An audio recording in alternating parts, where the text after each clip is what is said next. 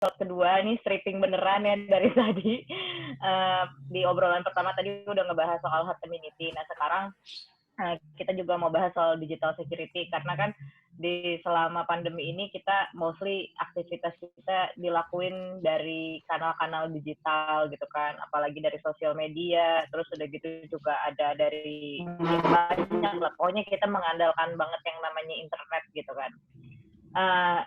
Mungkin kalau misalkan dari Fani sama Lintang, gue mau nanya soal aturan-aturan yang sebenarnya apa sih yang diberlakukan sama pemerintah. Kita tahu ada UU ITE, mungkin ada juga yang lainnya, dan soal keamanan data pribadi, kayak gitu-gitu kan sekarang nih jadi isu juga gitu. Nah, terus yang paling penting adalah selama pandemi ini kan kita di rumah mulu nih. Terus kita kan jadi sering belanja online gitu ya. Nah, tiba-tiba kemarin Tokped tuh keluar tuh. Apa namanya, data kita 15 juta orang guna Tokped, datanya leak gitu kan.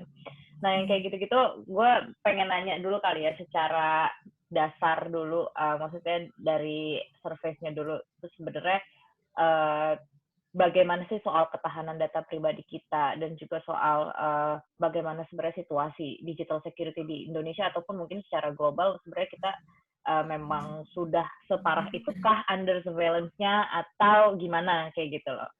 Dari Lintang atau dari Fani dulu, silakan. Berunding lah. Dari Lintang kali, Lintang mau duluan.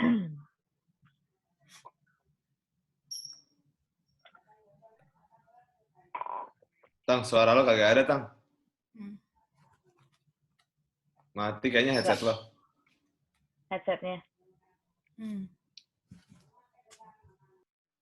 Nggak kedengeran. Apakah mau dibantu? Kedengeran nggak?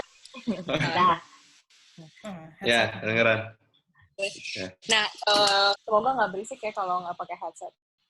Kalau pertama kan emang kita tadi yang disinggung Bob tuh benar banget sebenarnya, kayak sekarang semua kegiatan digital itu sekarang tuh kayak semakin nyata gitu kan, kayak yang mendorong apa sih namanya, percepatan atau apa sih istilahnya ya, digital itu bukan teknologi atau apa, tapi kayak pandemi gitu. Waktu itu kayak ada jokes-jokesnya gitu yang ngedorong percepatan digital. Tapi sekarang sedangkan di Indonesia itu masih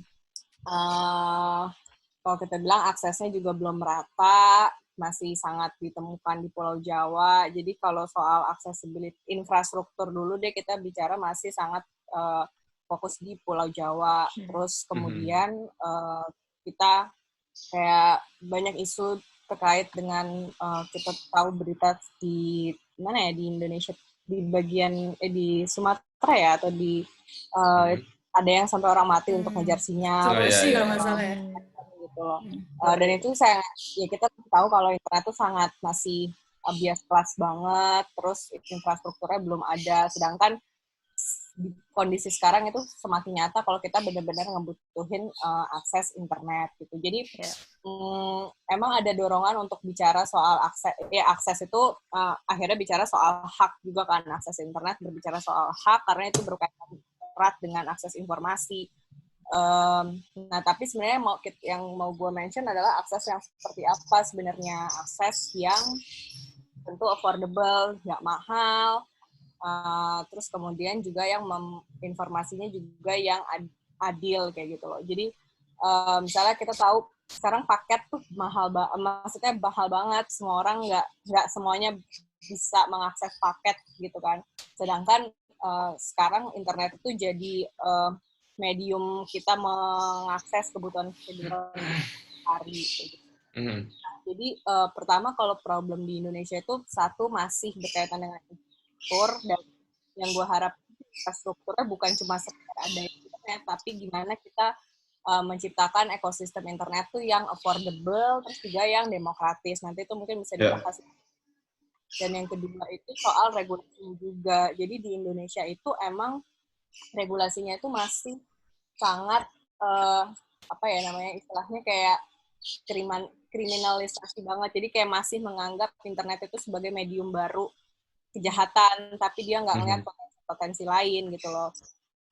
Istilah kriminalisasi itu kan sebenarnya agak beda ya. Sekarang orang bilang kalau sebenarnya dia nggak salah, terus ditangkap seolah-olah kriminalisasi. Padahal kalau secara legal itu, kriminalisasi itu adalah membuat tindakan sebagai sesuatu yang dianggap tindakan kejahatan. Jadi kayak kalau dia diatur dalam undang-undang baru disebut namanya kriminalisasi.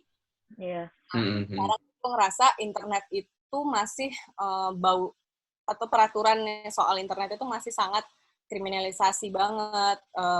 Kayak kita tahu ITE sangat bermasalah, terutama di pasal 27 ayat 3, padahal sebenarnya UITE itu bagus sih, sebenarnya dia mengatur tentang legalitas aktivitas di internet di luar ini ya, sistem, kan dia kan informasi dan transaksi elektronik, sebenarnya dia mengatur legalitas aktivitas transaksi elektronik kan, tapi sekarang ternyata yang kita tahu seolah-olah ITE itu cuma membahas soal kebebasan berekspresi ya?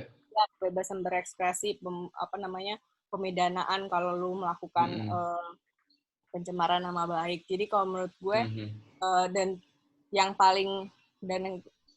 kedua itu ya soal gimana akses informasi, terus kemudian juga pengaturan di Indonesia masih sangat hukuman pidana banget soal internet, nggak melihat potensi lain, dan ini berujung ke yang tadi Bob bilang, ketiga, karena konsepnya masih gitu, justru perlindungan si data pribadi konsumen atau ya kita sebagai warga negara tuh malah nggak ada sama sekali, kayak belum ada satu undang-undang komprehensif atau yang kayak mengakui bahwa privasi itu sesuatu yang harus dilindungi. Kalau misalnya kita lihat di undang-undang konsumen aja, data privasi konsumen itu belum jadi satu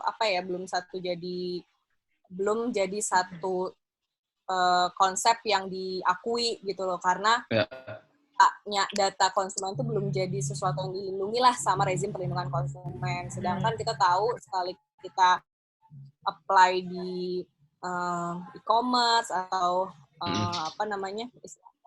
platform sosial media lain, itu data kita kemana-mana gitu. Dan intinya sih bukan berarti kayak kita jadi pilihannya yes or no ya. Lu kalau nggak mau privasi lu terganggu, ya udah nggak usah pakai apapun. Nah itu kan sebenarnya konsep yang salah, karena ya tadi di masa sekarang kayak pandemi itu kita sangat membutuhkan internet dan kita membutuhkan layanan seperti itu, dan itu sebenarnya hak untuk tetap mengakses teknologi tersebut karena kita jadi berpotensi atau kayak harmful istilahnya, kita mengalami tindakan-tindakan yang sewenang-wenang di luar batas pengetahuan kita gitu loh. Jadi kayak disalahgunakan salah satunya datanya. Nah itu yang sebenarnya justru selain misalnya kalau di masa pandemi ini ya, selain pemerintah kayak untuk membuat satu kebijakan yang untuk menahan atau mempercepat penanganan COVID-19 ini, satu sisi juga sebenarnya harus melihat soal internet ini sebagai wadah yang aman dari serangan-serangan. Nah itu yang menurut gue agak masih kurang sih. Mungkin Fanny bisa nambahin. Oke. Gimana Van? Lanjut Van. Kalau tadi Lintan udah jelasin juga dari sisi policy kita yang kayaknya kedodoran banget juga, terus nggak ada perlindungan yang solid gitu buat kita. Jadi kayak di berbagai aspek sih gue lihatnya tuh beneran masih bolong-bolong gitu. Satu sisi infrastrukturnya juga belum memadai, belum merata, digital divide ya. Jadi kesenjangan digital dari kota satu ke kota lainnya. Di dalam Jawa sendiri aja juga kan kayaknya masih nggak rata ya, Jabodetabek banget gitu. Belum lagi kalau udah keluar Pulau Jawa, kayaknya itu jadi hal yang, terutama kalau buat orang Jabodetabek tuh, kita nggak nyangka mungkin di sana mungkin jauh gitu kondisinya sama kita. Jadi dari sisi infrastruktur juga udah masih jomplang. Terus sementara policy-nya juga kayak gitu, banyak yang akhirnya jadi cuman buat ngadu-ngaduin dan buat mengkriminalisasi orang-orang dan juga bahkan yang paling umum orang yang bersuara dan mengkritik gitu ya. Nah, tapi di sisi lain juga produk-produk teknologinya malah di-supportnya itu buat dari sisi bisnis terus, tapi nggak terlalu ke sisi edukasi, terus juga buat space untuk masyarakat itu malah kurang gitu. Jatuhnya kan mungkin 10 tahunan belakangan startup menggila gitu ya, kayak semua orang pengen jadi CEO startup. Semua anak muda kayak cita-citanya jadi startup, punya startup atau kerja di startup. Itu bukan hal buruk, tapi jadinya cuman ke situ, seolah-olah teknologi itu cuman ngomongin inovasi tok gitu. Padahal sebenarnya masih banyak yang perlu diberesin pelan-pelan dari dasar gitu yang tadi Lintang udah bilang. Nah, belum lagi kalau masalah lainnya ya keamanan digital gitu ya. Kalau yang kemarin jadi salah satu temanya. Dari hal masalah-masalah yang lo sampaikan tadi, berarti revolusi 4.0 belum siap secara basic. Itu lucu banget sih, sebenarnya revolusi 4.0 itu kan kayak emang dari ekonomi banget ya, ininya ya, aspek ekonomi gitu. Dan itu istilah yang dipakai pertama kali nggak salah di World Economic Forum atau apa gitulah, forum ekonomi. Dan konteksnya kayak Eropa banget gitu kalau gue lihat, atau negara-negara maju lah. Jadi kayak ya boro-boro siap sih gitu, karena kita tuh diciptain gitu, kayaknya dibikin dari dulu desainnya buat jadi user internet. Kayak zaman dulu itu tuh kayak kuota kita aja dibuat untuk lebih cepat mendownload, tapi untuk upload berat banget. Itu kan sebenarnya salah satu ciri bahwa kayak orang Indonesia nih kayaknya memang didesain untuk jadi user aja gitu, download aja gitu. Benar. Tapi itu kenapa sih? Betulan dah. Gue juga bingung. Kok gue mengunggah sesuatu ke internet lebih lama daripada download ya? Iya, lebih berat kayaknya. Padahal kan tangan di atas lebih baik daripada tangan di bawah. Apalagi di bulan Ramadan kan. Iya. Iya, jadi memang kayaknya dari dulunya tuh kayak dibikin jadi user sehingga kayaknya gagap untuk banyak hal gitu. Terutama apalagi ya privacy dan security-nya gitu, kayak pertimbangan ke situ jarang lah gitu denger orang yang bikin sesuatu terkait teknologi di lokal yang mikirin soal security. Misalnya baru sekarang aja kayak kemarin Tokopedia, terus Bineka akhirnya mulai mikirin ke arah situ. Gue mau nambahin dikit dong, itu bagus banget sih yang si Fanny bilang, karena kayak kemarin tuh gue mau coba baca gitu kan soal penelitian mengenai milenial dan teknologi. Nah, terus si milenial itu, maksudnya penelitian soal milenial dan teknologi itu sangat kayak western banget, UK dan di US, sedangkan di Southeast Asia nggak ada, dikit lah penelitiannya. Dan padahal kan Southeast Asia tuh pasarnya gede banget kan, dan kita tuh sering banget lihat kayak identifikasi apa ciri-ciri milenial tuh pekerjaannya dia mau yang fleksibel dan segala macam, sangat savvy, internet savvy dan lain-lain. Padahal yang menarik di Indonesia tuh kasusnya nggak seperti itu. Kalau misalnya teman-teman baca di laporan di Jakpos, itu dia mention soal ada other milenial yang mereka sangat ya masih tingkat pendidikannya rendah, terus sangat kerjanya sangat day to day banget, harus bergantung dia bisa makan kalau dia kerja. Jadi sama sekali fleksibelnya, dia fleksibel, boleh makan bisa tapi kalau dia nggak kerja dia nggak makan intinya gitu. Nah, satu-satunya yang paling mirip ya mungkin dia sama-sama bisa dekat dengan internet, tapi itu pun sangat sedikit gitu aksesnya. Jadi kayak ya untuk entertainment doang, bukan untuk sesuatu yang bisa membuat karya atau sebagainya gitu. Jadi kayak di Indonesia kalau mau ngomong digital ya tadi 4.0 itu satu, dia harus berangkat dari infrastruktur yang merata dan juga yang adil sih, yang nggak cuma berfokus di Pulau Jawa, dan itu harus accessible, maksudnya kayak affordable buat semua kalangan. Ya, tapi sejauh ini emang dimonopoli oleh salah satu perusahaan doang ya untuk masang-masang antena kayak gitu-gitu. Iya, tahu gue bukannya emang dimonopoli ya, kayak misalkan kan Indonesia tuh punya Telkom sekarang beli Telkomsel kayak gitu kan, jadi emang di monopoli sama satu ini gitu. Nah, nyambung juga ke soal peretasan, terus udah gitu juga soal ya kayak gitulah peretasan, terus kalau misalkan ada orang-orang yang dikritik dan lain-lain gitu, itu mostly katanya pakai Telkomsel gitu, apa benar gitu. Jadi itu sebenarnya jadi tanggung jawab provider atau regulator, atau ada yang nanya juga soalnya itu memang itu tuh ya lu mau pakai provider apapun ya memang data pribadi lu bisa tersebar manapun gitu. Makanya suka ada ngontak-ngontak lo nawarin asuransi lah, nawarin kredit gitu. Tadi pagi udah 2 yang nawarin gue pijet, bos. Ya, pijet. Beneran via SMS. Berarti di rumah ya? Di rumah berarti ya? Iya, Mas. Terus dia nyebut nama, yang lebih horor itu nyebut nama gitu di SMS, nyebut nama pijet gitu kan. Gue jadi tahu nama gue gitu. Iya. Bulan puasa bos gitu. Ya ntar pas buka gue bilang makannya kan. Kalau soal tadi tower ya, kayak apa ya, kayak jaringan itu di monopoli, bener sih. Karena yang gue tahu juga, walaupun kan kita punya yang minor ya, kayak provider yang lebih kecil dari yang 2 atau 3 terbesar, provider kecil itu di berbagai daerah numpang towernya, numpang di yang gede, numpang di yang ya depannya T lah gitu. Jadi sebenarnya sumber aja nggak nyebut nama, lu nyebut nama, Bob. Emang lu. Udah kita karena aja udah tahu. Males nyebutnya aja gue. Udah tahu kan, apa lagi coba.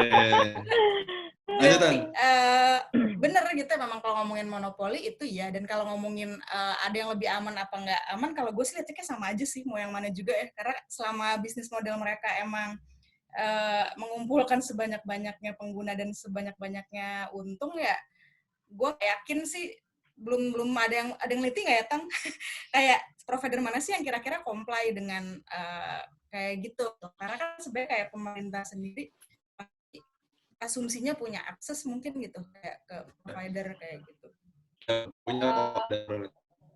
Perusahaan itu tuh kita waktu itu Alsam sih ya, nih sekitar 2 tahun lalu yang gue share ke lo ya, Van. Kita tuh neliti 10 perusahaan berbasis internet, tapi kayak sektor bisnisnya macam-macam. Jadi kayak ada day life service tuh kita kayak Gojek sama Grab, terus kemudian ada yang bisnis pariwisata kayak Traveloka, terus sama marketplace, terus juga fintech sama social media platform kayak Facebook sama Twitter. Nah, sama komunikasi ya itu salah satunya ya tadi yang tadi. Nah, memang kayak kita meneliti banget, kita meneliti dari privacy policy-nya kan. Nah, di Sepol itu kan sebenarnya kayak semacam kita lihat mereka komitmennya ke lini privacy konsumennya seperti apa. Nah, memang kalau kayak dari diskusi itu perusahaan-perusahaan yang BUMN itu masih sangat minim banget pengetahuan soal privacy dan kayak bangun ekosistem RAM privacy ke pengguna itu mereka kayak masih perlu dijajakin lagi gitu. Isunya beda banget sama isu-isu kayak perusahaan-perusahaan bahkan kayak ya Gojek masih lumayan lah.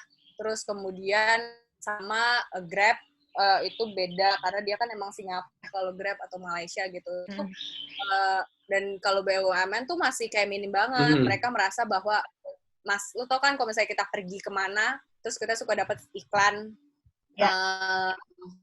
Misalnya kayak lagi ada diskon apa gitu. Nah, dia merasa lah itu wajar teknologi. Tapi kan secara prinsip privacy-nya kan itu lo kan beli layanan lu bukan iklan, gue beli layanan lu belum paket kuota dan segala macam. Nah, itu yang konsep-konsep kayak gitulah yang bahkan kayaknya nggak ada sekali soal privacy policy atau adanya cuma di satu bisnisnya mereka, misalnya yang buat aplikasi atau website-nya doang, bukan bisnis mereka secara keseluruhan. Jadi itu sih emang maksudnya.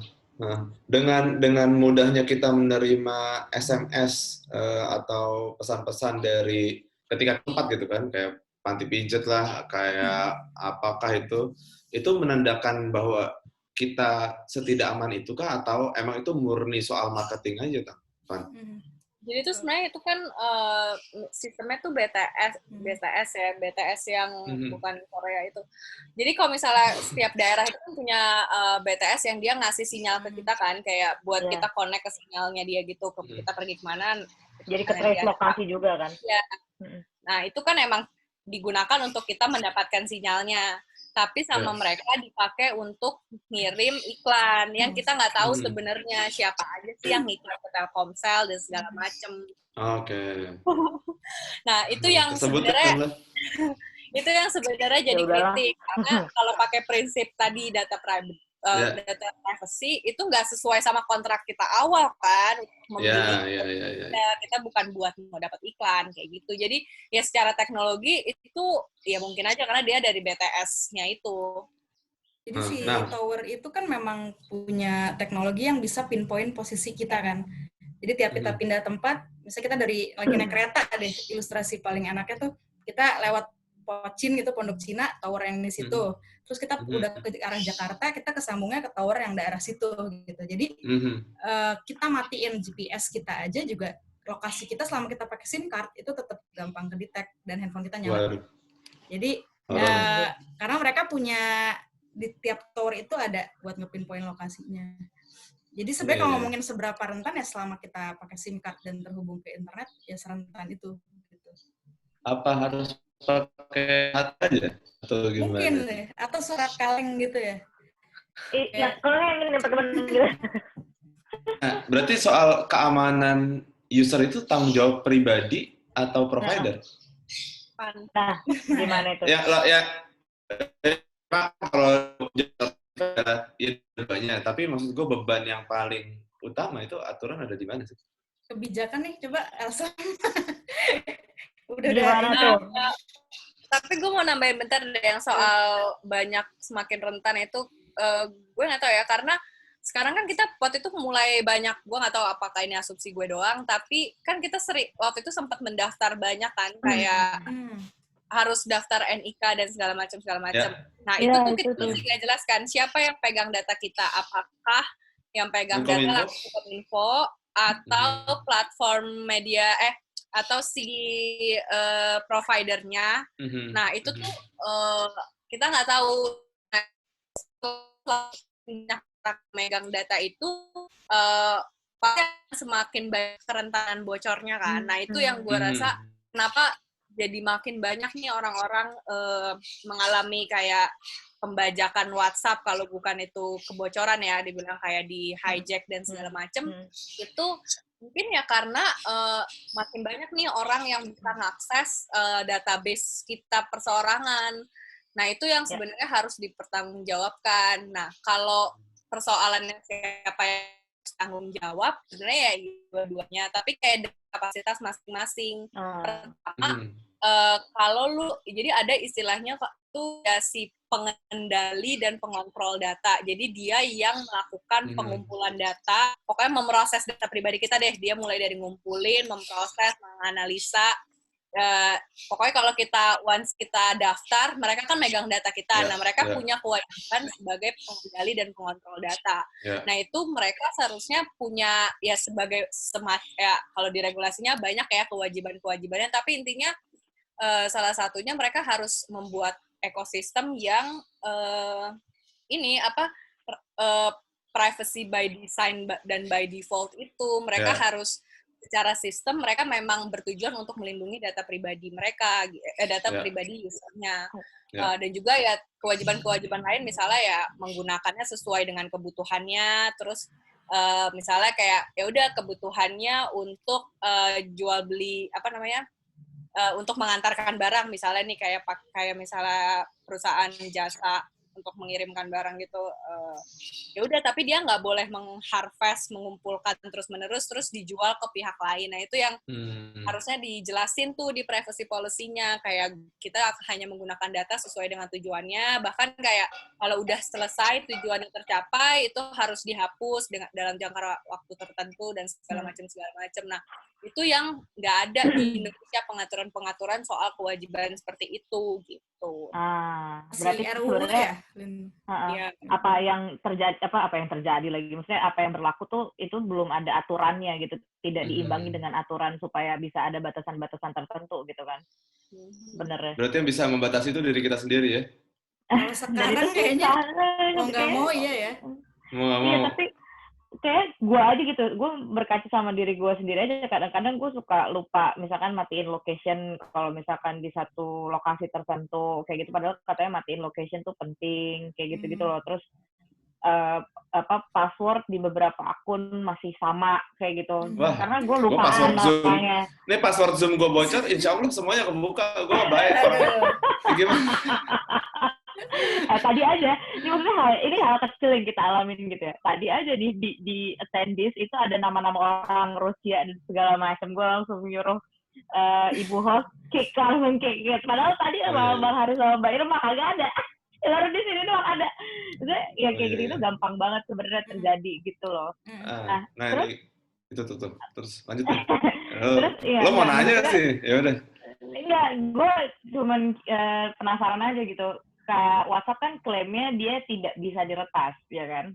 Tapi kayak kemarin kita lihat ada kasusnya Raffio, terus setelah Raffio muncul, banyak ternyata yang diretas juga. Terakhir kemarin Direktur Imparsial tuh, si Bang Aal, bilang WhatsApp-nya diretas. Tapi ternyata memang diretasnya itu bukan ke WhatsApp-nya. Karena itu udah end-to-end encrypted. Tapi ketika dia mau OTP, itu udah di-breach di situ, gitu loh. Nah, kalau OTP itu sebenarnya masuknya ke aplikasi kah? Atau dia ada kaitannya juga sama provider kah? Apa gimana gitu? Tergantung OTP yang dipakai ya. Kalau WhatsApp kayaknya kan dia pakainya lewat SMS kan. SMS. Jadi udah pasti provider dan SMS itu tidak terenkripsi kan. SMS tuh segampang itu intip gitu. Jadi emang kalau OTP pun misalnya kita pakai OTP di Gmail apa beberapa platform itu ada yang nyediain bisa pakai apps autentikator. Nah itu lebih aman. Sejauh ini paling aman itu. Yang lebih aman lagi sih pakai ini kayak key gitu, beneran tinggal dicolok. Jadi YubiKey salah satunya. Tapi memang OTP ke SMS itu paling nggak disaranin. Jadi ketika kayak WhatsApp dia cuma nyediain via SMS, sudah jelas sebenarnya sistem yang tadi Lintang bilang, by design-nya dia ternyata memang secara security juga udah nggak support gitu, karena harus lewat SMS yang udah pasti SMS tuh nggak terenkripsi dan nggak aman. Itu salah satu pertimbangan orang sekarang pengen banget Signal, semoga bisa daftar nggak pakai nomor HP. Karena sebenarnya Signal oke banget, cuman ya orang masih banyak orang yang enggak pakai nomor handphone. Tapi sejauh ini sih pas kasusnya Raffio, gue kalau pakai WhatsApp cuma ngirim P doang ke orang, artinya suruh ketemu gitu. Oke. Suruh pindah tempat gitu ya. Ini gue mau nanya nih, kan tadi ada soal di. Jangan lupa ada pertanyaan dari netizen juga, Van. Iya, ntar. Sabar lah, gue dulu kan, karena gue juga gaptek, jadi gue pengen banyak nanya gitu. Kan ada satu korban Twitternya di blok. Soal lokasi, terus kita bahas soal soal kemudahan-kemudahan yang dihadirkan sama teknologi di HP atau di gadget kita. Nah, ternyata kemudahan-kemudahan itu kok justru membawa bencana ya, maksud gue kayak tadi lokasi gitu kan. Lokasi itu memudahkan tuh untuk nyortir foto-foto kalau kita kemana kayak gitu. Maksud gue untuk hal-hal kayak gitu loh, itu kan ngebantu memudahkan ya sebagaimana tujuan teknologi itu sendiri, tapi kok ternyata justru nggak aman kayak gitu. Tuh gimana ya ini kudunya, dan kalau di teknologi ini kayaknya rumusnya semakin lu ribet ngurusin megang sesuatu di gadget lu, semakin aman lah itu. Iya nggak sih? Iya, emang betul sih. Emang kayak selalu keamanan versus kenyamanan jadinya. Kayak handphone Nokia dulu kan nggak bisa lo di tag lokasi lo di mana kan, kadang dia nggak ada GPS-nya gitu. Jadi kayak emang semakin jadul semakin aman gitu sebenarnya. Semakin nggak canggih ya, semakin aman. Iya. Mungkin kayak gue mikirnya gini sih, lebih bagaimana si perusahaan-perusahaan itu bisa mereka seberapa terus terang gitu, dalam artian gue suka banget, ini gue nggak mempromosikan, tapi gue suka banget sama tagline-nya si Mozilla. Jadi dia tuh selalu bilang, Mozilla itu selalu bilang kayak ya gue ingin memberikan pengetahuan yang cukup dan informasi yang cukup ke usernya. Nah itu sebenarnya pengetahuan dan informasi itu kan harusnya mereka implementasikan ke dalam teknologinya mereka, bukan cuma sebatas kayak privacy policy, tapi kayak bener-bener teknologinya. Misalnya, tapi kayak beda banget sih, misalnya kan dia ada yang namanya istilahnya GDPR, kalau teman-teman familiar, General Data Protection Regulation, itu kayak undang-undang perlindungan data pribadinya untuk Uni Eropa. Nah sebelum GDPR itu kalau semua sosial media tuh kayak semuanya kayak jadi hidup lo terbuka, semuanya kayak mau masukin password, mau masukin tanggal lahir nggak, nomor telepon dan segala macam. Terus semua settingan lo tuh bisa dilihat di publik. Nah tapi setelah ada undang-undang itu setting-settingan kalau lu registrasi atau website dia akan pilihannya kayak dia memberi notice. Emang agaknya jadinya panjang sih, kayak lu harus private apa lu gitu-gitu, dan kayak speakernya mau di dia boleh mengakses speaker nggak atau segala macam. Tapi itu pun masih kurang karena harusnya lebih gampang lagi, lebih user friendly lagi, lebih. Nah itu berkaitan soal literasi sih, kayak supaya kita literasi itu bukan lagi gimana cara mengupload foto, tapi juga kayak literasi buat aman. Kalau jadi lu menggunakan teknologi, terus konsekuensinya apa? Nah itu juga harus dipahami. Itu juga jadi bagian dari literasinya juga, dan itu sebenarnya juga tanggung jawab dari si penyedia platform atau ya teknologi itulah, karena kan mereka juga mengakses data kita kan, ya lu tanggung jawab dong kayak gitu. Dan nambahin ya yang soal balik lagi kenyamanan versus keamanan tadi gitu. Kalau kita mau mengupayakan gitu kayak oke, gue punya tanggung jawab nih sama keamanan gue, apa sih gitu yang perlu dilakuin. Jadi menurut gue sih penting buat kita assess dulu resiko kita secara pribadi apa aja. Jadi biar kita juga tools sebanyak itu, tools aman juga banyak banget. Dan biar kita nggak cuma sekedar downloading security, kita nggak cuma download tools biar secure, tapi kita tahu dulu kita resiko kita apa yang perlu kita lindungi, dan seberapa bahayanya kalau itu nggak kita lindungi. Nah dari situ kita list, terus kita bisa tahu oke, berarti kebutuhan gue A, B, C, D, E. Nah kita mulai dari situ, jadi biar kita juga meminimalisir burnout kita terhadap tools digital gitu, kita fokus sama tools-tools yang bisa menyokong resiko kita. Gitu. Apa aja sih? Kita apa sih? Misalnya apa ya, kayak lo secara personal dan juga secara sebagai pekerja, tergantung pekerjaan lo apa gitu. Jadi HAM lagi kan lo. Kalau bidang HAM apa? Gue semua aplikasi gue download, hitung-hitungan duit gue download.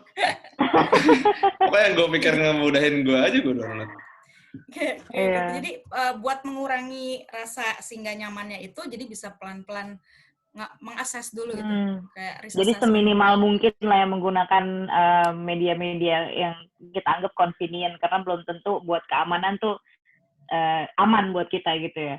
Dan kita lebih ke nanti kita tahu tools keamanan yang kita perlu apa saja, tuh nggak harus tools sih, kayak prakteknya atau behavior yang perlu kita terapin apa aja. Nah itu apa tuh biasanya?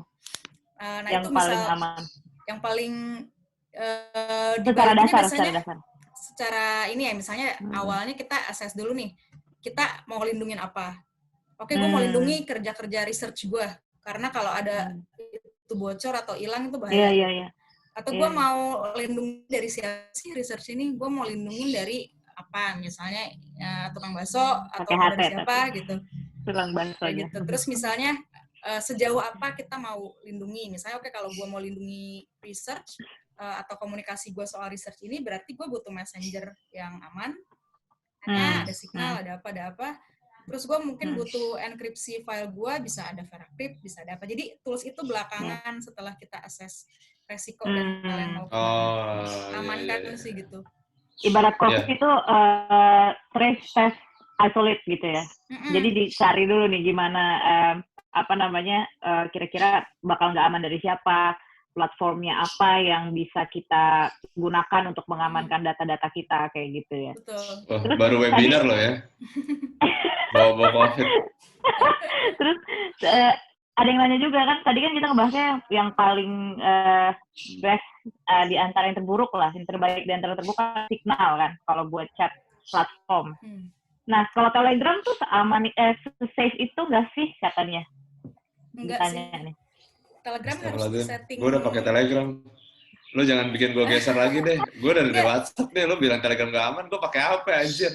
Telegram cepet banget. Tapi dia tuh ada yang ini ya, tapi dia punya self destruct feature, jadi kita bisa setting yang secret itu yang hilang. Tapi dia nggak default terenkripsi sih. Dan dia kan cepet banget. Jadi pasti default biasanya kalau yang terenkripsi biasanya lebih lambat kerjanya. Betul. Kalau pakai Signal pasti ngerasa lebih lambat. Iya, Signal kan lemot banget tuh. Jadi nggak apa-apa bocor deh, yang penting cepet. Prinsip Bos. Iya. Anjir. Enggak bener dong. Iya, soalnya katanya kan Telegram kan gosipnya tuh dipakai sama teroris kan buat breaching data orang gitu-gitu. Terus katanya kalau WhatsApp kan datanya bisa dijual ke negara karena punya Facebook ya kan. Terus gue bilang gini, mendingan gue diduga teroris dibandingin data gue diambil negara. Karena gue juga pakai Telegram gitu, gue jarang banget pakai WhatsApp. Katanya begitu gitu. Terus ada gimana lu dulu ada pertanyaan dari warga. Okay. Ini apa? Ini mungkin buat ini bisa dijawab sama lo juga nih, Van. Jadi prosedurnya aparat kepolisian soal penangkapan oleh aparat kepolisian ketika misalkan orang ditangkap. Jadi dia bilang dia suka nonton 86. Nah, ketika nih orang ditangkap, ya kan. Terus udah gitu dia suka dicek-cekin handphonenya. Nah, itu sebenarnya boleh atau enggak gitu untuk ketahanan data pribadi. Terus udah gitu juga ya data lo kan ketahuan semua, itu harusnya mereka punya hak apa enggak buat ngobrak-ngabrik handphone lo gitu. Itu dari dua narsum dulu lah. Gue nggak boleh lembaga di sini. Gimana sih lo? Tapi kan lo researcher. Iya. Nggak boleh kan harusnya? Iya, harusnya nggak boleh. Itu Rifannya yang bisa jawab. Biar Rifannya aja ya. Nggak bisa jawab kalau nggak boleh lembaga. Lo jangan mancing-mancing dong. Kira sepengetahuan lo aja, Van. Dari lo tentang aturannya gimana, segala macam. Harus baca KUHAP lagi.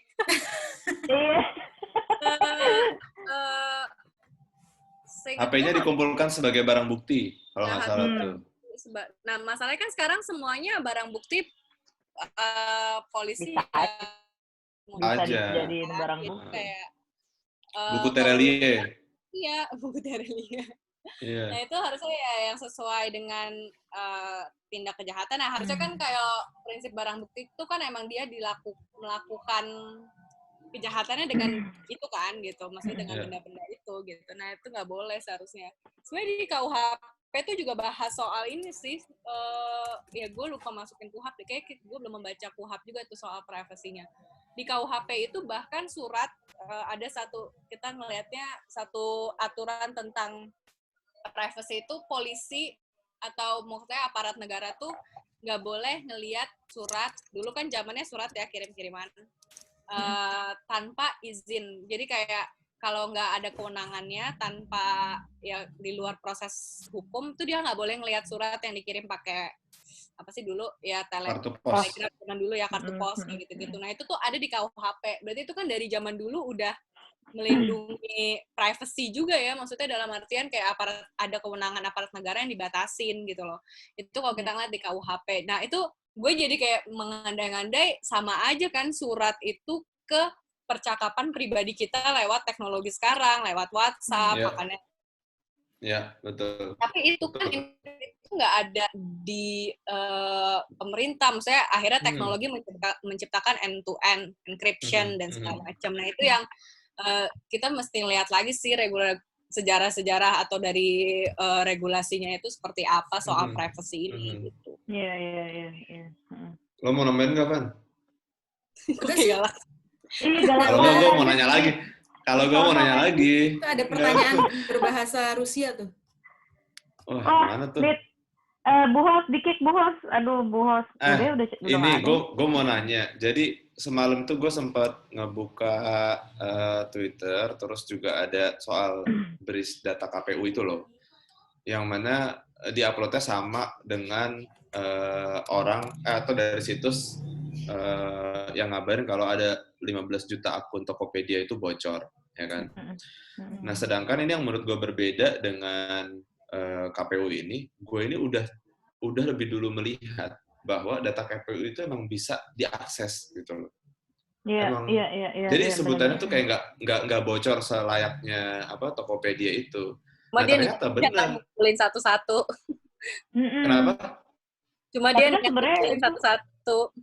Iya. Padahal dia sama aja sama Tokped kan, jadi barang publik juga gitu loh.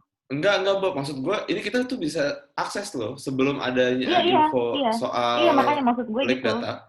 Nah, semakin ditegaskan lagi dengan ini. Jadi tadi KPU gue sempat ngeliat bahwa KPU tuh bilang under the bridge bukan berasal dari kebocoran data KPU atau diretas, tetapi saat tahapan pemilu 2014 itu informasi yang terbuka.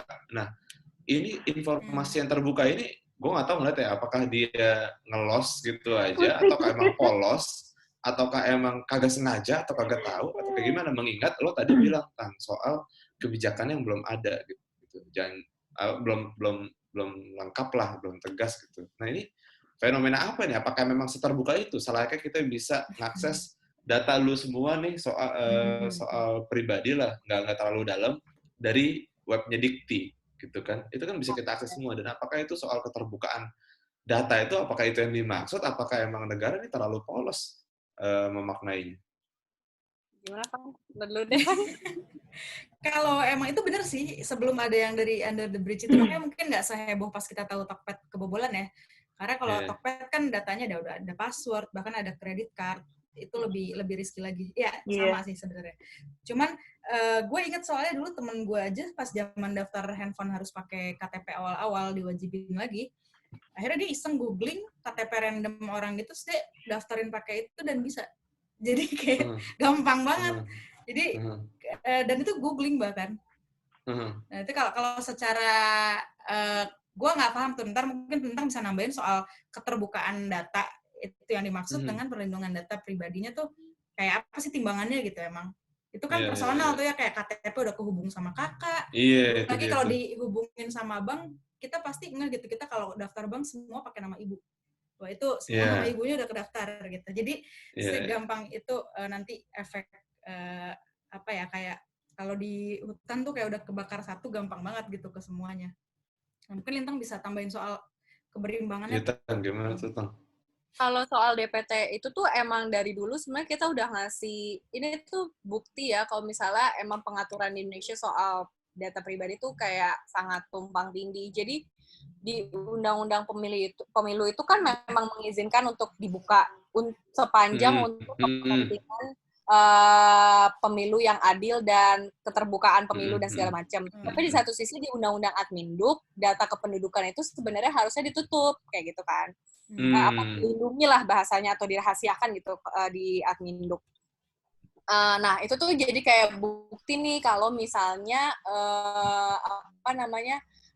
saling tumpang tindih si regulasinya, satu bilang dibuka, satu bilang ditutup. Padahal potensinya selalu ada, potensinya sekarang apa, dijual, dan kita nggak tahu siapa yang pakai. Kalau kita nyerahin ke KPU kan memang karena untuk proses pemilu gitu ya, kita nyerahin Adminduk untuk dapat KTP, tapi kalau udah dijual ke publik, itu kayak potensi penyalahgunaannya sangat besar. Misalnya, orang tuh selalu bingung, ya udah sih kenapa emangnya kalau data gue kebuka gitu. Nah, salah satunya ya, tadi yang temennya Fanny bilang, kalau misalnya karena KTP-nya dibuka, bisa aja data lo digunakan nggak semestinya.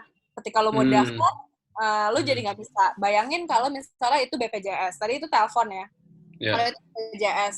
Tiba-tiba gue mau apply BPJS, KTP gue dipakai sama orang yang kelurahannya beda. Dan itu banyak banget kasus penipuan. Nah, karena semua layanan basis layanan publik kita kan masih berbasis data kependudukan. Nah, kalau lu kayak gitu tuh lu jadi berpotensi lu nggak bisa mendapatkan layanan publik yang lain karena kita masih semuanya data kependudukan gitu loh. Yang paling potensi paling kecilnya yaitu penipuan, pencurian data dan segala macam. Tapi yang paling besar ya tadi data lu tuh dieksploitasi. Lu dikumpulin datanya, terus mereka membuat kayak semacam gambaran, oh lo nih berarti orangnya kayak gini-gini nih. Misalnya tadi yang data KTP-nya dicuri sama temennya Fanny, oh dia kayak gini nih orangnya, bla bla bla bla bla bla bla, terus dibikinlah gambaran si A nih kayak gini, padahal itu bukan dia sesungguhnya. Nah itu jadi kayak jadi seolah-olah orang mengambil keputusan besar tapi tanpa atas data yang salah terhadap lu dan tidak bisa merevisi itu. Nah padahal kita tahu semua akses pelayanan publik itu masih berdasarkan data tersebut. Lu jadi kayak kita jadi kehilangan lagi kan akses kita terhadap pelayanan publik dan sebagainya kayak gitu. Nah itu sih kalau soal keseimbangan itu tuh sebenarnya kalau lu buka keterbukaan informasi itu tuh sebenarnya udah menyebutkan mereka data pribadi itu bukan termasuk data data pribadi itu bukan termasuk bagian dari keterbukaan informasi yang bisa dimintakan. Ya. Nah, menurut gue sih sebenarnya keterbukaan informasi itu udah cukup ada, misalnya kayak uji konsekuensi. Uji konsekuensi itu kan mempertimbangkan ini data layak dibuka. Apa saja, ya betul. Sayangnya di Indonesia itu uji konsekuensinya malah, ya lo tahu, malah data-data HGU konsesi itu malah bukan ya malah agak kayaknya nggak berjalan dengan baik deh si uji konsekuensi ini. Mungkin orang yang di keterbukaan informasi bisa cek juga gitu. Nah, tapi sebenarnya secara hukum tuh ada yang data keterbukaan informasi itu bukan semuanya dibuka jadi kayak telanjang gitu, tapi data pribadi yang mengidentifikasi seseorang pun itu sebenarnya udah dikecualikan sama keterbukaan informasi. Jadi menurut gue justru salah konsepsi si pejabat publiknya aja. Mereka keterbukaan tuh seolah-olah semua termasuk data pribadi gitu. Itu salah, kecuali dia pejabat publik karena dia punya tanggung jawab moral kedudukannya dia kepada publik gitu. Misalnya kenapa harus ngelaporin harta kekayaan, kenapa wali kota Bogor harus ngasih tahu bahwa dia kena COVID, itu bukan karena kita sebagai warga pengen tahu dong, loh kalau lu lagi COVID, nanti siapa yang gantiin lu sebagai wali kota, siapa yang menjalankan tugas-tugas lo sebagai pelayan publik. Nah, itu yang sebenarnya orang masih paham, bukan karena kita kalau pejabat publik, jadi ya itu karena dia punya people with public interest, punya tanggung jawab kepada publik kayak gitu. Oke. Gue mau nanya dong, ini untuk keamanan pribadi ini 101-nya apa aja sih sebetulnya? Oke. Paling basic. Kebetulan juga tuh bisa ya sih OTP, enkripsi kayak gitu. Terus kebocoran data ada konsekuensi hukumnya apa enggak? Kalau 101 kali ya, misalnya yang tadi gue bilang bisa mulai dengan assess perilaku kita di gadget dan digital ya. Misalnya paling nggak kita mulai list dulu, kita pakai platform apa aja sih. Terus juga di situ tuh kita bisa mulai juga misalnya kayak kita pakai satu email itu di banyak platform, misalnya gitu. Nah, sebenarnya penting kalau tadi Lintang udah bahas data kita dipakai bisa kemana-mana gitu, kita harusnya mulai membedakan, misalnya email yang kita pakai buat pekerjaan, email buat kita pakai di Tokopedia gitu belanja, atau di Bukalapak segala macam, terus email buat banking, dan mungkin email buat ngekritik atau apa segala macam itu. Jadi kayak ada semacam pengelolaan identitas. Nah, udah pasti kalau ngomongin emailnya beda-beda, kita perlu juga ngelola passwordnya beda-beda gitu. Kalau emailnya beda tapi passwordnya sama aja bohong. Jadi bisa mulai iseng-iseng kepoin misalnya password manajemen gitu. Kalau misalnya sempat salah satu yang direkomendasiin misalnya Kipas X kayak gitu. Terus juga misalnya perhatiin kayak kebersihan device, kayak basic hygiene kita, misalnya kita handphone atau laptop kita OS-nya selalu update apa enggak. Karena biasanya kita nge-ignore update kan, banyak yang males atau kayak antar aja lagi kerja gitu. Nah, justru ketika kita diminta mengupdate itu pertanggungjawaban si produk yang kita pakai yang asli, dia biasa mengupdate nggak cuma fitur, tapi dia mengupdate security yang terbaru. Jadi itu pentingnya ngupdate OS dan juga aplikasi-aplikasi yang kita punya. Kayak gitu. Kayak one-on-nya ada sejumlah beberapa yang bisa di ini sih, maksudnya kayak bisa di list gitu ya. Misalnya antivirus, pakai anti malware. Terus misalnya pakai 2FA selama yang kita platform yang kita pakai ada 2FA, selalu pastiin pakai 2FA. Terus juga cek permission apps kalau misalnya di handphone, permissionnya misalnya kadang-kadang suka ada yang aneh gitu. Misalnya kita download kalkulator, tiba-tiba permissionnya mic atau permissionnya kita gitu. Itu kan itu nggak wajar gitu. Berarti kita harus mulai biar mudah kali penjumlahannya kan. 1 tambah 1 gitu ya. Sebenarnya bisa mulai gitu sih, kita cek aja tuh apps-apps yang kita punya apa, terus permissionnya make sense apa gitu, karena kadang-kadang nggak make sense. Dan kayak misalnya mulai uninstall apps-apps yang kita nggak pakai. Yang paling parah tuh banyak fintech ya. apps fintech tuh dia ngakses sampai bisa percakapan, galeri, Iya, kontak, betul. sampai tiba-tiba neror kayak nge-blackmail, padahal si nasabahnya udah bayar, dia pinjaman online gitu ya, nasabahnya udah bayar, tapi dia bikin fitnah gitu, dia sebarin ke kontak-kontak bahwa dia punya utang sekian juta, segala macem yang kayak di blackmail lah. Nah itu pentingnya kita untuk nge-assess kita punya apps apa aja. Listnya itu sih kurang lebih kalau ini ya.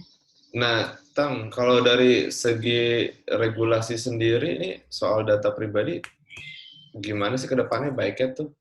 Apakah kita kudu punya, jadi setiap kementerian atau setiap apapun itu otoritas harus ada uji konsekuensi, yang mana mereka sendiri sebetulnya menentukan mana yang harus keluar, mana yang tidak informasinya, atau soal yang berkaitan dengan data pribadinya masyarakat ini, model proteksinya tuh harusnya seperti apa sih? Gitu. Apakah di negara luar ini ada pilot project-nya yang berhasil? Kalau regulasi tuh kayaknya yang berkaitan sama data pribadi sama security itu ada dua ya. Jadi antara data privacy, data protection regulation atau undang-undang pelindungan data pribadi, sama cyber security, regulasi undang-undang cyber security yang tahun lalu itu namanya BSSN. Itu lembaganya kan namanya Tahanan dan Keamanan Siber. Nah, jadi tapi itu agak bermasalah soal istilah ketahanan dan keamanannya. Tapi soal PDP dulu deh, perlindungan data pribadi. Itu tuh sebenarnya untuk ya tadi dia mau merecognize hak-hak kita sebagai pemilik data, terus merecognize juga kewajiban-kewajiban apa sih yang harus dilakuin si pengendali dan pengontrol data sama prinsip-prinsipnya. Proses kalau melakukan pengumpulan data nih, kita juga nih lembaga-lembaga kita kan kalau suka absensi dan segala macam, kita sebagai prosesor tuh juga punya tanggung jawab nanti. Kita harus ngejelasin siapa kita, untuk apa kita ngumpulin data ini, terus sampai berapa lama kita menyimpan. Intinya kita adalah proses akuntabilitasnya gitu loh. Sama recognize hak-hak tadi. Nah, kalau si cyber security itu sebenarnya kalau yang dulu itu kan sangat keamanan dan ketahanan banget ya. Maksudnya dalam artian kayak seolah-olah serangan itu tuh yang merusak negara banget, objek vital negara. Padahal kan enggak. Kayak yang paling real itu adalah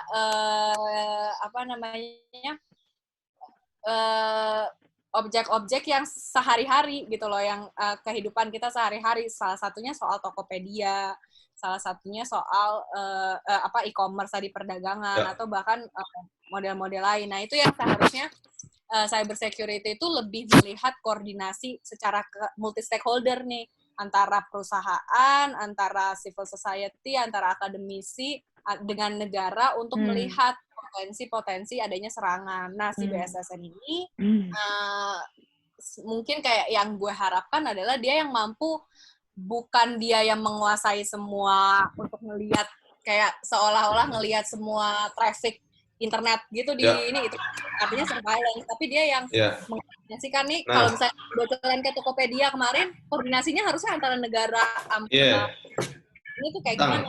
Ini sekalian ada yang nanya nih, aturan main penyadapan menurut undang-undang gimana sih? Itu diaturnya gimana sih? Apakah harus izin kejaksaan, misalkan kayak proses OTT, ataukah memang polisi bisa melakukan sadap begitu saja, atau misalkan kayak gimana? KPK kan juga dia punya ininya sendiri kan? Alat sadap. Dan berapa sih harga alat sadap gitu kan? Oh, pengen loh. Nggak survei. Cari di Tokped coba ada, Kak. Juga deh kalau nggak salah intersepsi komunikasi itu ada juga RUU-nya, gue nggak tahu bahas juga atau enggak. Nah, tapi karena kalau lu lihat putusan MK waktu itu tentang UU ITE, atau kayaknya tentang UU ITE, soal putusan MK itu ITE ada ya? Iya, putusan MK UU ITE itu harus bilang mention kalau penyadapan itu harus atas izin pengadilan. Kan kayak beberapa lembaga negara yang punya kewenangan penyadapan itu pengaturannya beda-beda antara badan terorisme, KPK ada pengaturan berbeda. Nah, itu kalau menurut putusan MK harus ada putusan pengadilan. Yang adil sih emang kayak gitu ya. Walaupun telat, tapi seenggaknya lu kirim surat dulu. Kalau lu nonton Money Heist kan gitu ya. gimana nih, belum ada izin pengadilan, itu kayak wah itu banget sih bener kayak realnya tuh susah, tapi seenggaknya secara legalnya lu punya supaya nggak sewenang-wenang gitu. Ya. Terus tadi ada satu lagi nih. Yang Ali Yudhistira kan. Oh iya ini. Sama konsekuensi hukum kebocoran data tuh ada nggak sih? Iya. Apa Bob? Konsekuensi hukum dari kebocoran data itu ada konsekuensinya nggak sih kayak gitu konsekuensi hukumnya. Terus sama yang kedua soal kebebasan berekspresi. Nah, apakah negara ini gimana sih pertanyaannya? Apakah negara jadi kan berhak untuk melakukan countering hal-hal seperti freedom of speech itu dengan hoax atau hate speech? Iya nggak sih? Cara membedakannya, ya enggak. Jadi kan di sosmed itu kan luas informasinya, penyebaran informasinya. Ada yang misinformation, ada yang hate speech, ada yang hoax, tapi juga berhadapan dengan adanya freedom of expression dari warga negara. Nah, itu gimana cara terbaik bagi pemerintah tuh mengatasinya supaya nggak represif juga sebenarnya, koersif kalau kata Bang Haris tadi. Karena represif boleh aja sebenarnya. Terus apakah pemerintah tuh udah transparan atau belum menurut undang-undang, menurut implementasinya soal digital security ini, keamanan siber.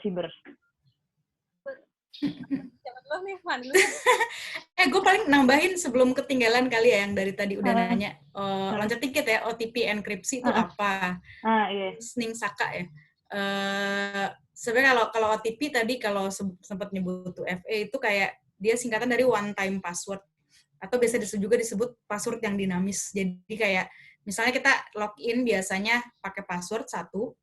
Nah, OTP itu password yang biasanya nanti dikirim ke bisa ke gadget kita yang lain, bisa lewat media yang lain. Misal salah satunya lewat SMS, kita dikasih PIN misalnya 6 PIN gitu. Kalau misalnya atau kita mau bayar OVO di Tokopedia terus kita dikasih SMS 6 angka yang harus kita masukin tapi saat itu doang. Dan 6 angka itu nggak akan bisa dipakai lagi. Jadi one time password kayak gitu. Dan itu sebenarnya bagus untuk keamanan gitu. Dan misalnya ya agak-agak mirip juga sama tuh FA yang nantinya bisa pakai yang gue bilang tadi ada apps-nya. Terus kalau enkripsi itu sebenarnya kayak cara kita mengunci pesan kita sih. Kita mengamankan, kalau kita nggak bisa ngamanin data email kita, misalnya gua farhana@gmail gitu, itu nggak bisa gua rahasiakan, tapi isi emailnya kita bisa rahasiakan salah satunya dengan enkripsi. Dan enkripsi ada juga selain di email, ada juga di Messenger kayak WhatsApp dia pakai enkripsi, end-to-end.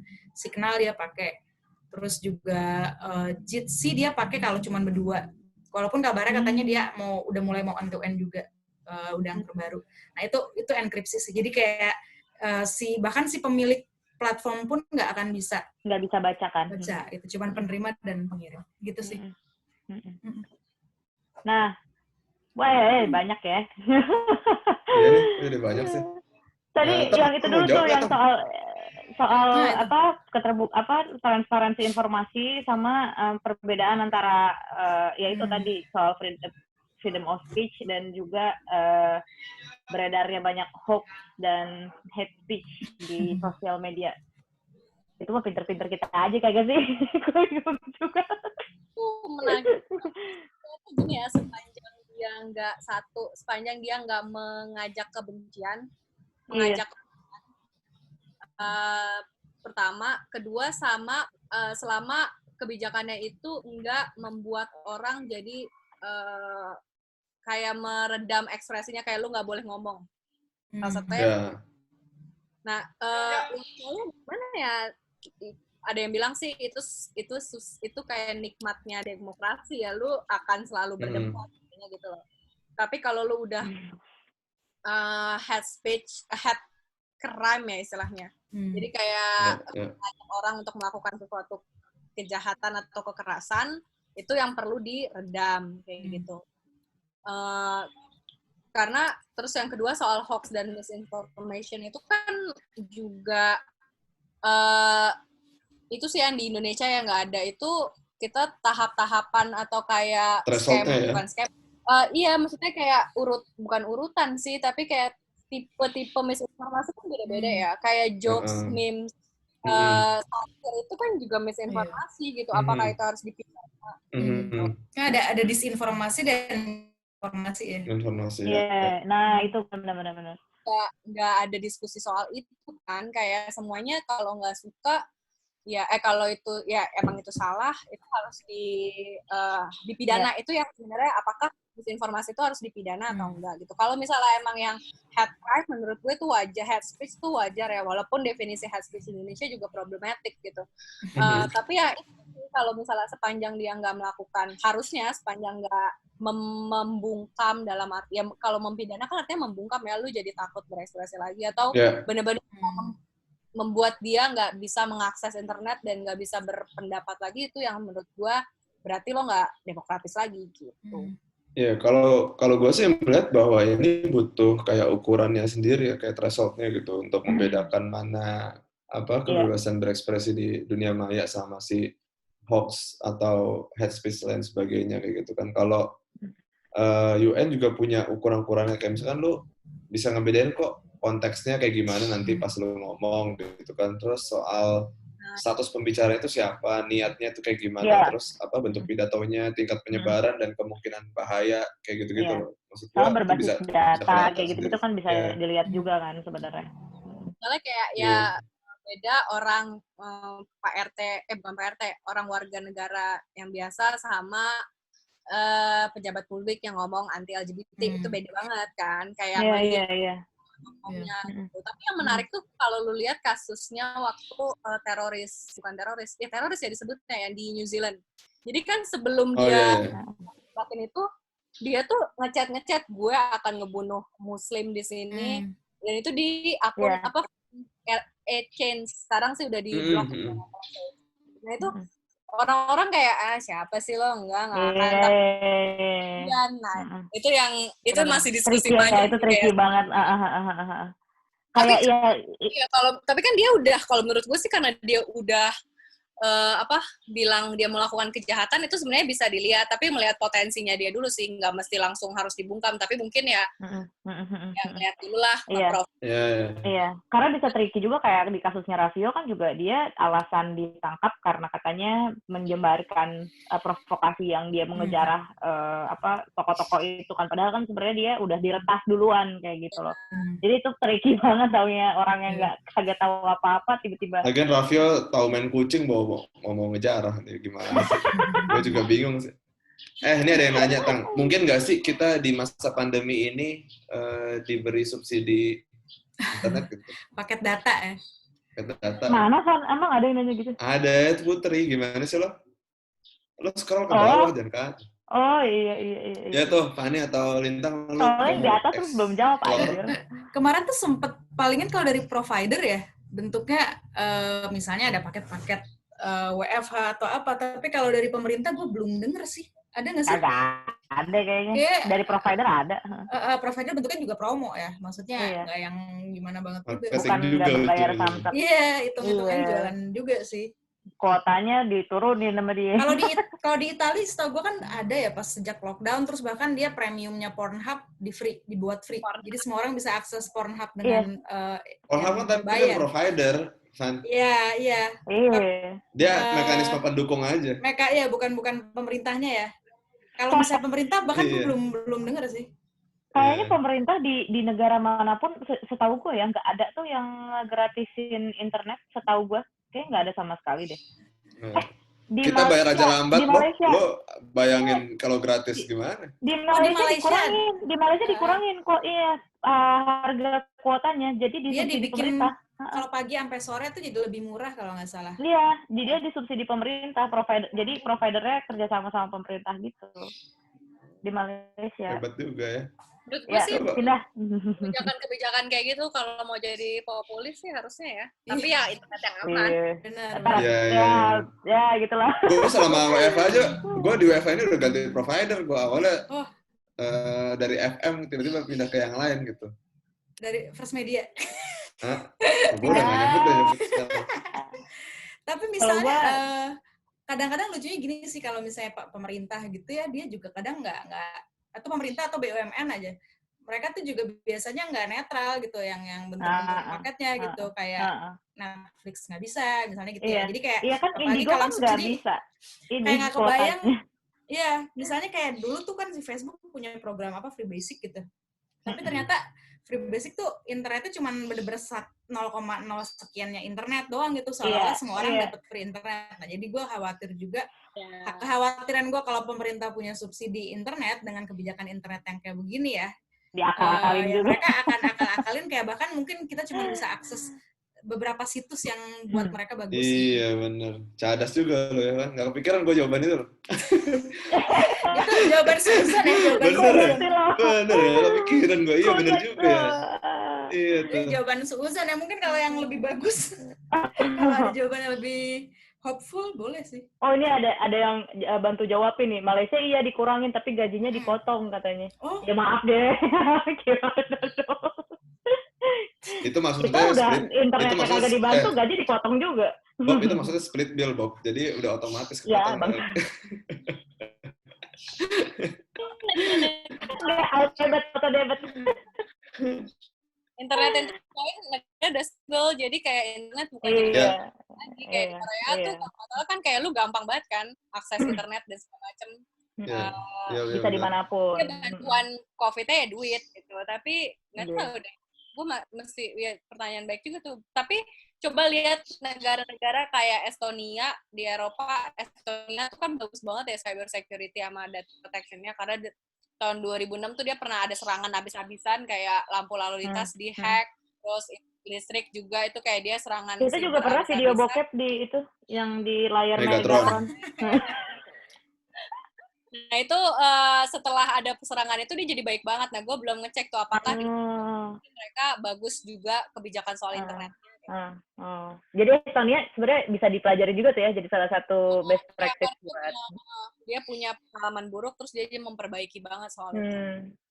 Belajar ya pemerintahnya ya. Kita belajar nggak sih pemerintah kita dari segala kesalahan? Internet cepat buat apa sih, Bob? Ya apa nggak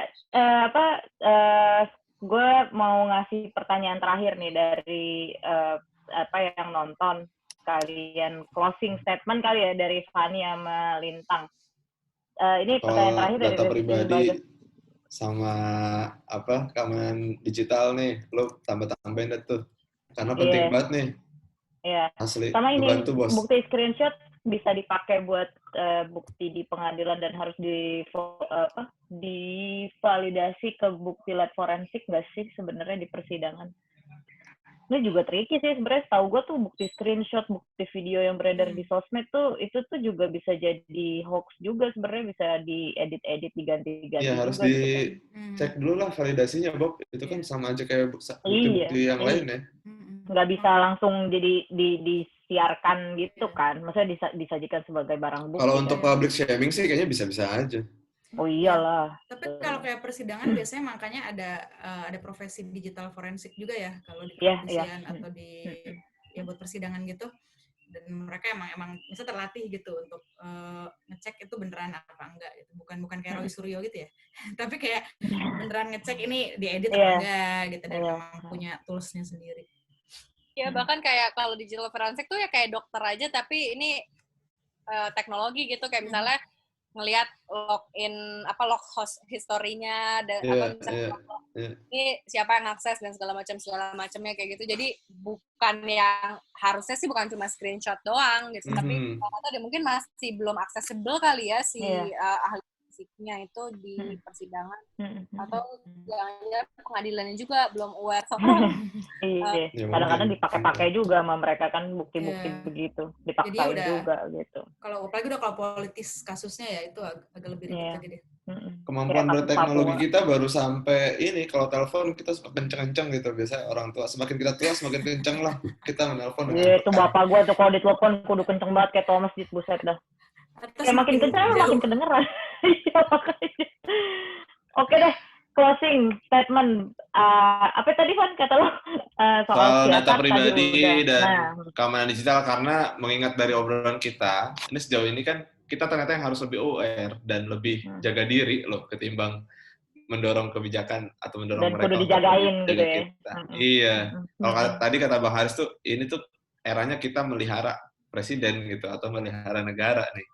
Nah, untuk lebih atau bikin waras kita nih gimana nih kiat-kiatnya dalam menjaga data pribadi dan soal keamanan digital. Sweet lagi, Tang. Udah kepikiran belum, Tang? Lo gimana? Aturan tuh ketika gua ajak, aturan udah mikirin ini gitu sampai detail-detail kayak gini. Ada deh. Biar singkat, biar Fanny yang ya pertama, gue mencuri kata-kata lo, Van. Kita harus dibalikin dong. Dia pakai kata-kata lo. Bener. Kita sih harus sadar dulu ya, kayak kita well informed dulu sama apa. Kalau sekarang kan eranya kayak mindfulness gitu ya. Yang kayak, nah itu kita sadar juga di internet tuh kita ngapain aja. Dan kita bisa nge-assess, menilai kita resikonya apa aja. Misalnya kayak kalau lu cuma internet banking, lu warga biasa lah, nggak ngerti-ngerti kayak refund gitu. Ya udah, lu melihat karena lu e-bankingnya segala macam, lu juga punya potensi yang sama gitu.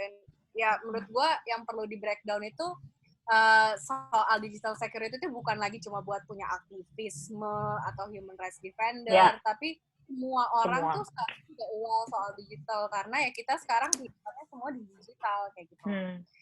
Pertama harus assess juga apa yang kita butuhkan, apa yang kita lakukan di internet sampai kita bisa paham konsekuensinya ya. Terus kedua, coba ya mau nggak mau sih susah tuh mesti ngelihat fitur-fitur yang kita gunakan aja.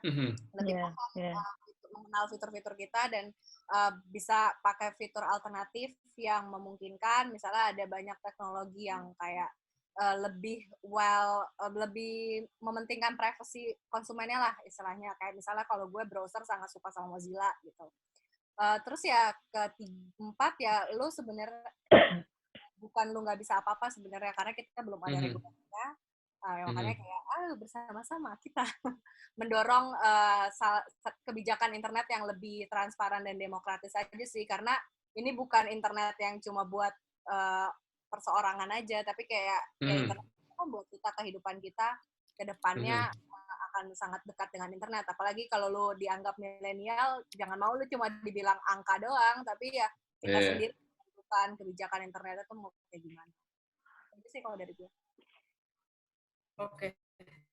Kalau dari gue ya nyambung dari Lintang ya, tadi udah kita selalu pahamin terus perilaku kita, terus jangan nyerah sama kenyamanan menurut gue, karena lo nyindir gue itu namanya.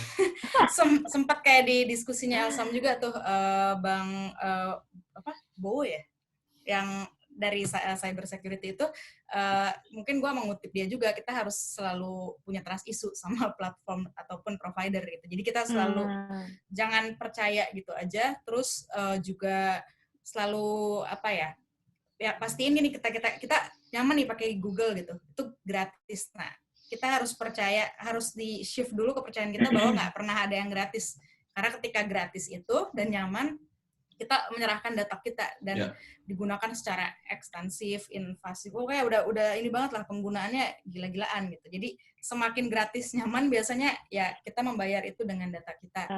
Terus juga coba pertimbangkan juga mungkin kalau pengen lebih ini, coba pertimbangkan, kita lihat juga misalnya yang open source. Biasanya semakin open source suatu platform atau produk, dia lebih terbuka gitu, lebih demokratis terhadap penggunanya. Dia bahkan membuka kode dia, kita bisa ngulik, kita bisa tahu kodenya kayak apa, dan kalau ada permasalahan keamanan pun kita bisa lebih bisa berdialog dan mereka terbuka untuk memperbaikinya. Beda sama yang tidak open source alias tertutup, bahkan kita nggak bisa lihat codingnya kayak apa. Jadi kita bisa lihat juga kalau di Android tuh ada satu saingannya Play Store namanya F-Droid. Jadi semua apps di situ open source. Jadi kalau pengen iseng-iseng di googling yourself, coba aja download F-Droid buat lihat apps-apps mana aja sih yang open source. Walaupun di Play Store banyak apps yang open source ya, tapi kita harus cek satu-satu. Kalau di F-Droid udah dikurasi. Sama terakhir, mungkin menurut gue gini, kalau ngomongin security tuh, kalau konteksnya organisasi atau komunitas itu masalah bareng-bareng gitu, karena saling jaga kan. Jadi nggak mungkin oke gue udah aman, tapi temen gue jorok banget, itu sebenarnya sama aja bohong. Terus apa ya berikutnya? Oh jangan, kalau dari gue sih jangan fanatik sama satu tools ya. Jadi misalnya gue udah suka banget, misalnya Signal gitu, lo akan selalu, maksudnya lo harus selalu dinamis dan mengupdate pengetahuan lo soal satu tools biar nggak ketergantungan terus. Gue HP sih, Van. Gue HP yang banyak, gue banyakin HP-nya. Jadi setiap orang, oh ini khusus ini. Udah durasi. Udah. Oh iya. Kagak. Nggak, udah kagak usah didengerin. Oke. Pantang, thank you banget udah mau direpotin hari libur ngobrol sama kita malam takbiran. Maafin kalau ada kurang-kurang dan udah mau nge-launching bareng nih konten ngebir gua sama Rifan. Oh, launching nih ya. Iya. Tapi nggak dapat AdSense kok, sumpah demi Allah. Kalau dapat juga kita sumbangkan nanti. Sumbangin kemana? Udah. Makasih ya Fanny, Lintang, semua obrolan kita direkam dan nanti akan diunggah ke YouTube untuk audiens yang lebih luas lagi. Yes. Terima kasih banyak. Terima kasih banyak. Yuk, selamat lebaran. Selamat lebaran teman-teman. Ya. Dadah. Thank you.